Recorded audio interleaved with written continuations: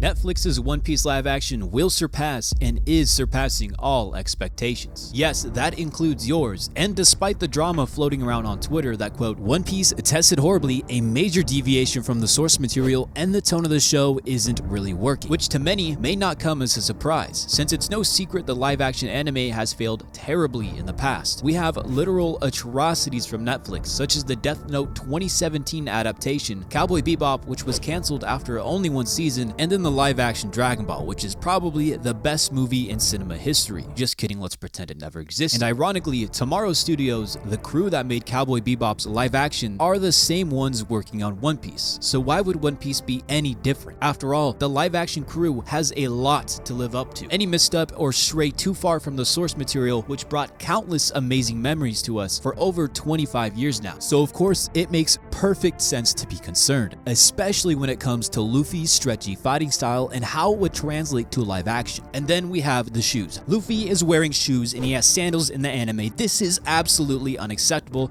I'll have you know, my father is literally none of this matters because the man himself, Ichiro Oda, is heavily involved in the creation process. Himself, the Netflix crew, and the cast are passionately working together with one of the highest budgets any live action anime has ever worked with. But that's not even the best thing to be excited about because One Piece has something a little magical, making it nearly immune to failing. I'll get into specifics later in the video, but for now, just give me your time and after watching, tell me if your mind has changed or not. And I promise you, your mind will change. But first, allow me to debunk all of your concerns and the drama brewing on Twitter, and then we'll get into everything you should be excited about. So drop a like and do hit subscribe so I can reach my goal of surpassing the official One Piece YouTube channel with 1.88 million subscribers. That means I only need a 1.86 million more subscribers. We are extremely close. And now let's talk about the drama. Perhaps the largest thing concerning fans is how seemingly every other live action anime has failed terribly before in the past. But that's just simply not the case. There are some amazing adaptations of popular anime that are already out there, like for example, Rurouni Kenshin. At first, it was a manga and then an anime released in 1996, which then was followed by 5 renditions of live action, with the most recent one getting 4.8 stars just in 2021. In fact, it was so successful that the anime is getting a renewal this year in 2023. Another good example of a live action would be Death Note. Wait, wrong one.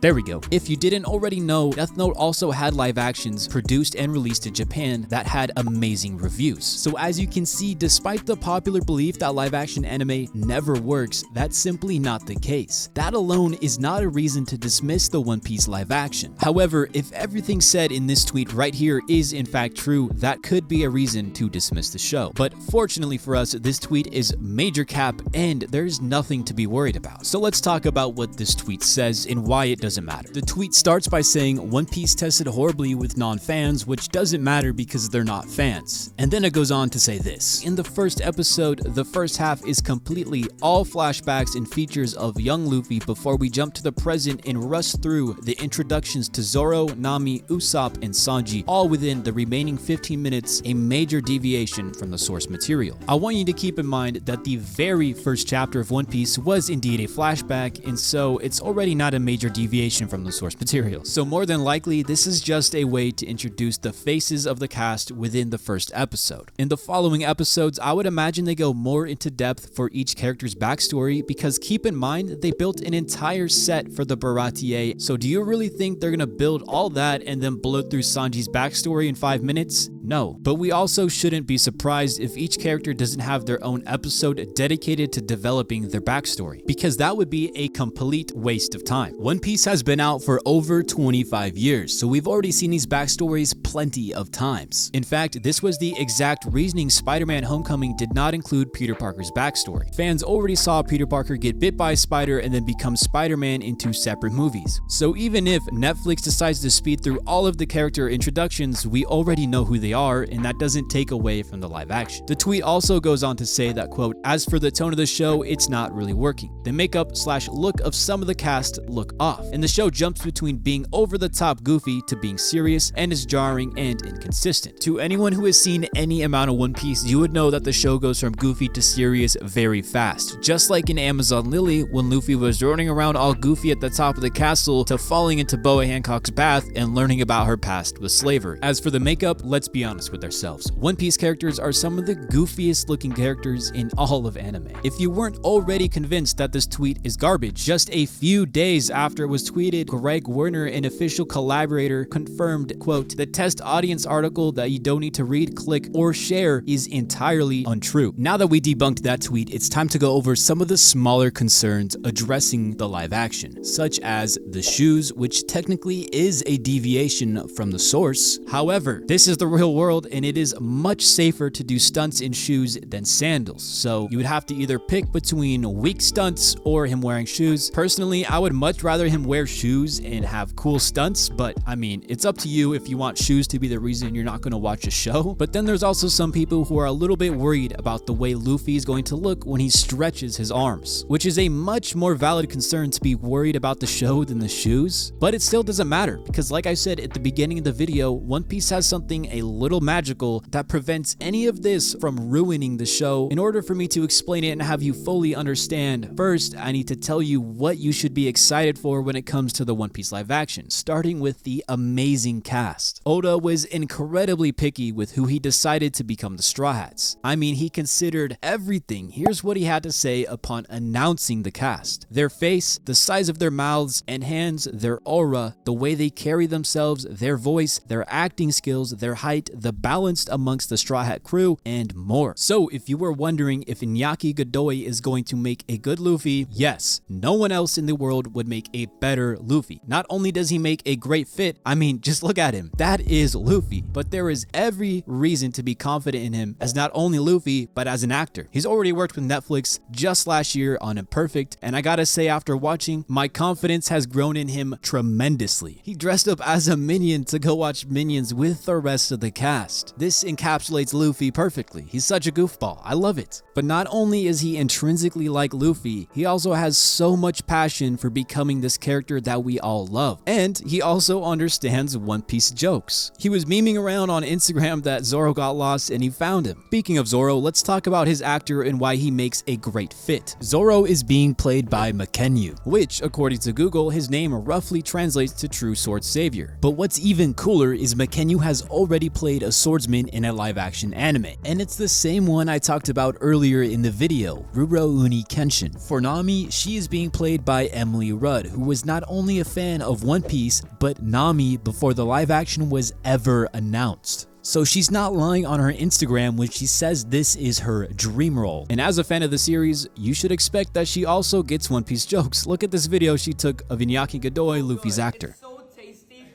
I love it. Ah yes, Nami, the only character in all of One Piece that is able to threaten Luffy, and Luffy's just enjoying food. Usopp is being played by Jacob Romero Gibson. I have a lot of faith in this man, especially after he wore this bucket hat looking exactly like Usopp. But not only that, he went on to Instagram to say that is one of the greatest honors in my life to bring breath to Usopp. Clearly, he has a lot of passion, and I think it's safe to say that this whole cast is in great hands. Or legs. Did I mention Sanji? Because Sanji is being played by an actual real-life Sanji. That's right, Todd Schuyler is putting immense amount of work into learning Sanji's character, including martial arts and the countless hours he spent practicing bartending tricks. I mean, how cool is that? And on top of it, Sanji's actor has already worked with the actor who will be playing Zeph on not one, but 2 projects, with each of them being a father-son dynamic. Oh yeah, and also Craig Fairbrass, the actor playing Zeph, was also Ghost's voice actor in Modern Warfare 2. Mission failed. We'll get 'em next time. Clearly, not only is the main cast extremely passionate about playing their respective roles, which you might be wondering how we can afford such fantastic actors. And the answer is the budget. The budget is really big. Of course, the budget means nothing if the studio working on it wastes it, right? And if the studio is the same one who worked on Cowboy Bebop, doesn't that mean One Piece is doomed to fail? No, actually quite the opposite. I want you to keep in mind that while Cowboy Bebop was cancelled after a single season, the reviews were not overwhelmingly negative. It nearly had 4 stars on Google. Compare that to the 1.8 stars Death Note 2017 got, and all of a sudden, Cowboy Bebop looks like it deserves a Grammy. So why did it get cancelled after only 1 season? Well, the answer can be broken down into 2 main reasons. The first reason was because it wasn't faithful to the original source material, and the second reason was because of the budget. Each of these reasons are highlighted by Ted Biaselli, a Netflix executive, in this article by Screen Rant. He stated that he also wanted to avoid doing a shot-for-shot adaptation, something that the live-action Cowboy Bebop series was slightly maligned for, or simply taking the franchise and ignoring the core themes of the series. Knowing Oda is significantly involved with the series should ease fans' concerns about the adaptation. Past reports have indicated that Netflix aims to avoid another disappointment like Cowboy Bebop. Thus, they are working hard to ensure a hit, such as giving the series a larger budget than its other shows. Yet despite the budget and the fact that they were not faithful to the source, Tomorrow Studios managed to put together a 4-star show. I think it's safe to say that when it comes to them creating One Piece, we're in good hands and there's only room to go up. Since of course we won't have to worry about Oda publicly criticizing the live action like how Cowboy Bebop's creator did for not being faithful to the source. Since of course Oda is literally the source and he is working on the project himself. This means that the One Piece live action has massive potential since nobody else in the entire world knows what makes One Piece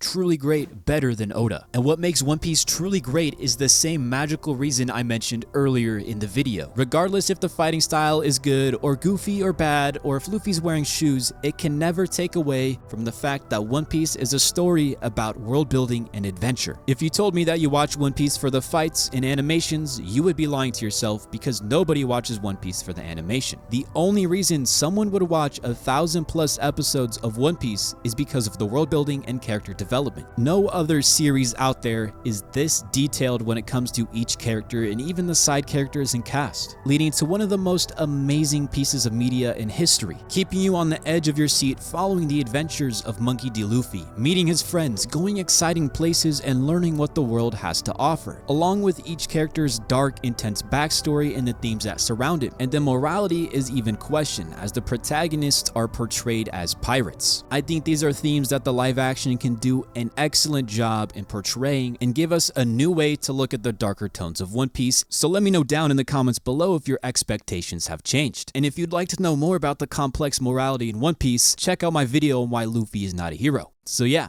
bye.